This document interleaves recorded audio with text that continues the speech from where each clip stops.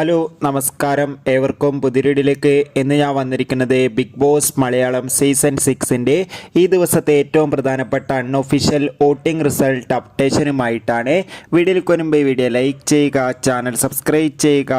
ഈ വരുന്ന ജൂൺ മാസം ഇനി ധാരാളം ചിത്രങ്ങൾ OTT റിലീസ് ചെയ്യാൻ പോവുകയാണ്.